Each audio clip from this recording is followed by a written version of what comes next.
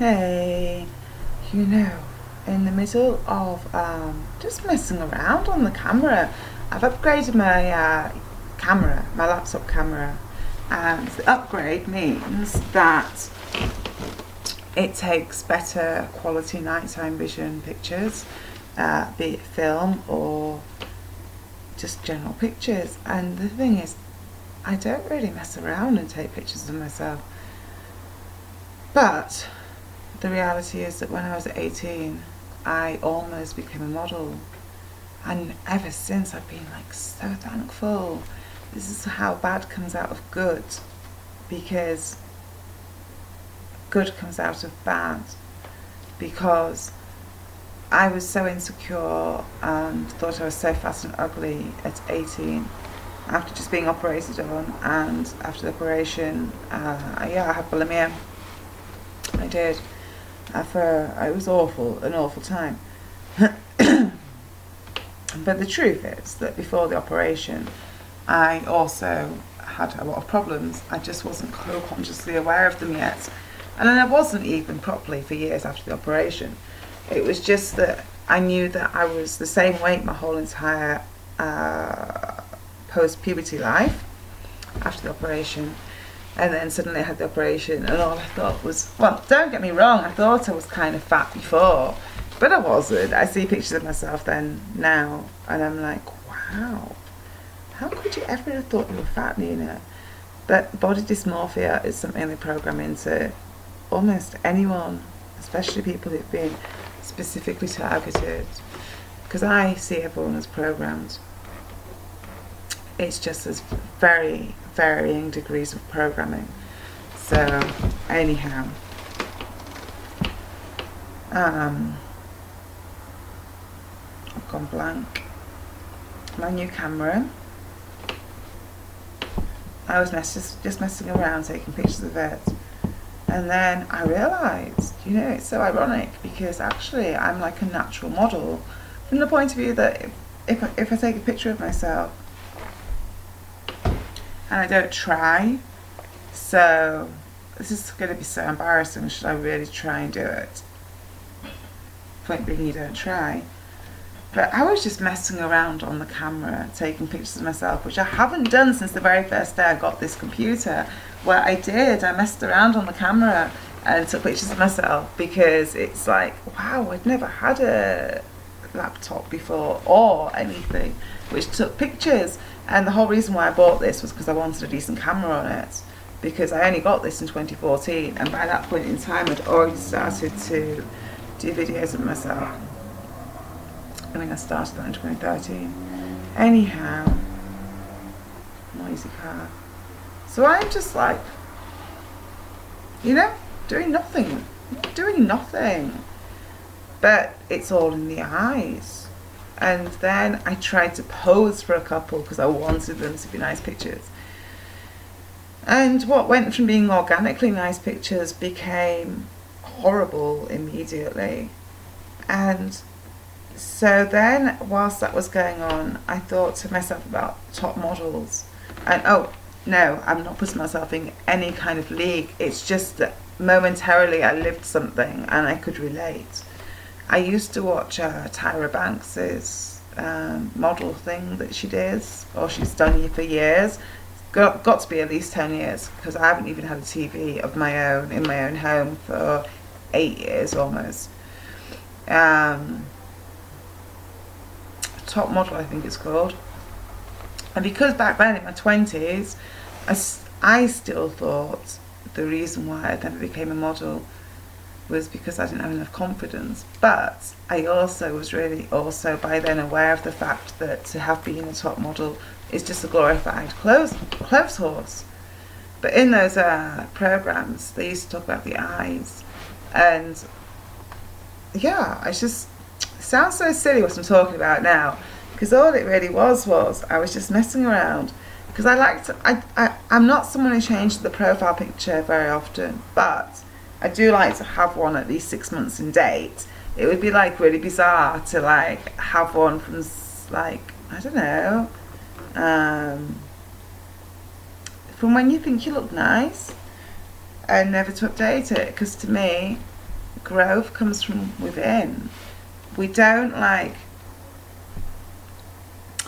I was more beautiful, 100%. I was a stunning teenager. I didn't have a clue at the time. It's only by looking back at pictures that I see, oh my God, I was gorgeous. It's no wonder model agents wanted me.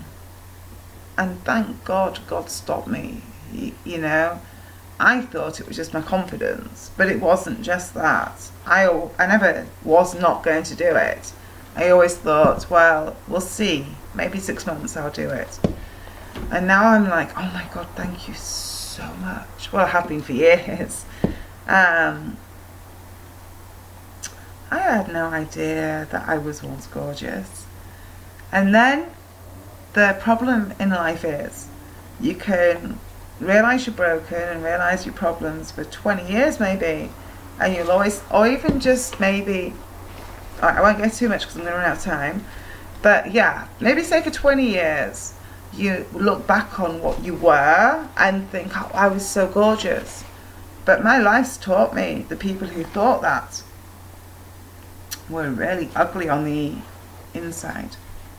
I know I wasn't really ugly or not ugly on the inside, but if when I looked so gorgeous externally, I'd had all of these like handler people, because if you're a model, you get handled, you know, in many ways. And so I just dread to think, who could I have become had I have been told I was beautiful all the time? And this is the irony, because we all think of the horrific things. Well, it's more organic to think of the horrific things that happened and how they destroyed us. What's less organic is to think of the horrific things that happened and how those things made us into the people we are today, where, okay, I have an inner beauty, I have an externally extremely scarred body. I've been in many incidents over the years, the last one being about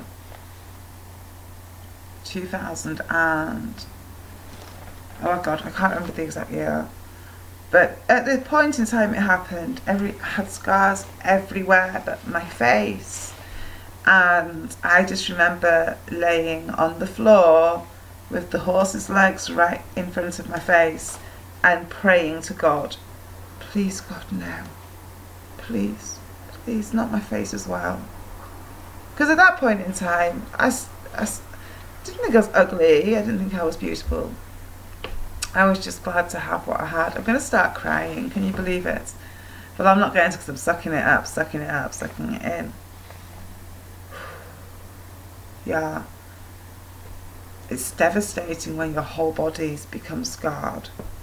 When you've still got your face left and you're looking at 4 horses' hooves. And you know full well it's going to take a millisecond for that horse to destroy your face too. Yeah, I wasn't scared at the time. I'd actually not resigned myself to it, no. I was praying to God, please God, not my face as well, please. I'm so sorry for everything, but please not my face too. And it's with irony because, yeah, everything worked out fine. I got rescued. I so want to be sick. It's weird talking about this. Anyway, the point is that this all stemmed from me just having a new, different upgrade to my camcorder and other things which have happened, like my hair being ripped out, and a lot's gone on the last few days. I don't have fear any. Well, of course, kids have fears. Kids have huge fears. But in day-to-day life, I don't fear anything. I have no intention of going anywhere or dying. But I'm also very well aware of the fact that if I was meant to go, if my time really was up, and my jobs really were done, then I would be taken. And if that was to happen, I pray to God, as I always have, that my videos released would be listened to better. I mean, I'm not saying all my regular viewers listen to my videos properly, I know that. It's the footage I've got on my old walks. I know why YouTube are trying to close me down, or were, and still will if they can. I've got some mental footage, but I haven't pointed it out or gone through it, because if I did right now it'd get me killed. But it's there for people who want to see. I would say spring 2014, all of those videos are a good place to look. What am I doing? This is so dumb. Nina, get a grip. I think people think it sounds a little bit spineless when I say I have to be careful with what I say and how I say it and when I say it. Trust me, if I could just put it all out on a plate and not be a sacrificial lamb, I would. I do things as God inspires me to, as God allows me to, knowing full well that most people couldn't even breathe, knowing most of the things going on. But that sounds hopeless, and it's not hopeless. Look, I'm not hopeless, and I'm alive and living, and I'm full of joy and happiness. That's the irony, isn't it? It's just that I've spent 38 years in a very specific realities, but on a very specific path to lead me to here. I have lived 38 years of it, but I'd say very specifically the last 20 years of it. And I know full well now, had I have been given on a plate at 18, 19, 20, things I know now, I probably would have gone mad. And that's why I don't just blast it out there. If I could just blast it out there thinking that people could handle it, then I would. I do things when God tells me, because he knows what people can and can't handle. And there's always timing. Sometimes people need to know certain things. Look, no one hardly watches my videos because I don't go out there for a big, huge audience. I do this for the few, for the very few who actually can hear me, meaning they can hear God, meaning they can hear truth, meaning that they're ready. I don't do my videos for anyone who's only half awake or we're all damaged, but who hasn't done the healing work to get the foundations back they need. Anyway, I know this sounds all a little bit out there, bearing in mind the fact I just let this young lady come to my house at the weekend just gone, and it all went, what many could say what went horrifically wrong. But in my eyes, no, yeah, it was horrific, and I'm traumatized, and of course it was horrific, but there was lessons there. And it was fascinating to see the anger and rage and sheer levels of everything that was going on. I'll help this girl all I can, but there's always a line we draw. For example, no one's coming back into my house. But then we could say, well, hang on a minute, Nina, you let Miles Johnston into your house and you did interviews with him. Yeah, I did. That was 2 years ago. I did. So I take calculated risks sometimes if it feels like I'm meant to be helping someone. It's a very rare thing. I don't want people to be worried thinking, I just don't let people into my home. I don't even meet people in town. I don't meet people anywhere. I'm not random, and I don't even believe in random. And I'm also not, I'm very intuitive. I knew full well the risks. Meeting this girl, just like with Miles. It's never a mistake. If I meet someone, it's not a mistake. It's a lesson. And I've learned many lessons. And I know, idealistic as it sounds, for us to sit in our glass houses, you can't. I'm out in the field. I could be living a life with a silver spoon in my mouth. I choose and have always chosen my whole entire life long not to. Anyway, I can't talk much longer because I'm 10 seconds left. So, ow. Oh, what do you do when your head itches but it's too sore to itch? Thanks for watching. And, yeah. Alright, well, I best go before I run out of time. Bye.